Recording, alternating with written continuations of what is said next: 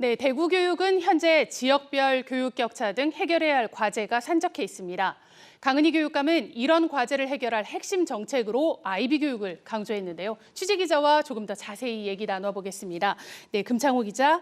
본격적으로 이야기를 시작하기 전에 강은희 교육감은 원래 무투표 당선이 유력했죠? 네, 그렇습니다. 이 강은희 교육감을 상대할 후보가 없어서 이 교육감 선거 정식 후보 등록 직전까지 강 교육감의 무투표 당선이 점쳐졌습니다. 하지만 실제로 교육감 선거에 예비 후보로 등록한 사람이 전국적으로 70명이 넘었는데 대구 지역만 유일하게 등록한 예비 후보가 없었습니다. 하지만 지난달 11일, 그러니까 정식 후보 등록이 시작되기 바로 전날 경북대 경제통상학부 엄창옥 교수가 공식 출마 선언을 하면서 대구 교육감 선거는 1대1 구도로 치러졌습니다.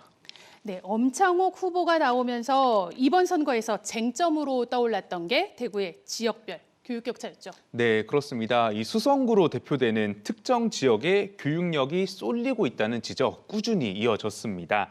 올해 초 대구시의회 조사에서도 이 같은 지역 불균형이 그대로 드러났는데요. 구 군별로 사설 학원 수와 사교육비 지출액, 부모의 경제적 능력 등 환경적 요인 5개와 저경력 교원 비율, 교원 1인당 학생 수 등 인적 요인 3개를 분석한 결과 서구와 남구의 상황이 특히 좋지 않았습니다. 미흡하다고 평가받은 항목이 서구는 8개 가운데 7개, 남구는 5개였는데요. 8개 지표에서 7개 항목에 우수 평가를 받은 수성구와 대조적인 모습입니다. 강은희 교육감도 이런 상황을 인지하고 선거 때부터 공교육 내실화를 대책으로 제시했습니다.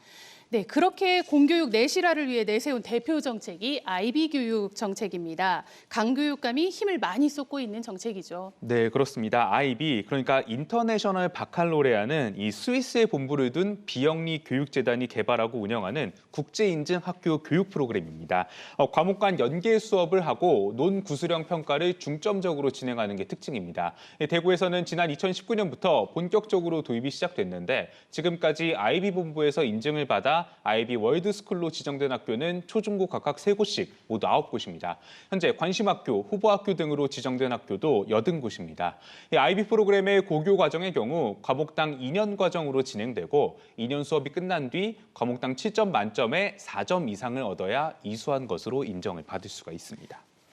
네, 그런데 우리나라에서 이렇게 IB 프로그램을 채택하고 있는 학교가 매우 적습니다. 그렇다 보니까 대학 진학에 불리한 게 아니냐 이런 우려가 나옵니다. 네, 그렇습니다. 이 대구 같은 경우에는 IB 프로그램을 활용해서 대학에 진학하는 학생이 내년부터 본격적으로 나올 예정입니다.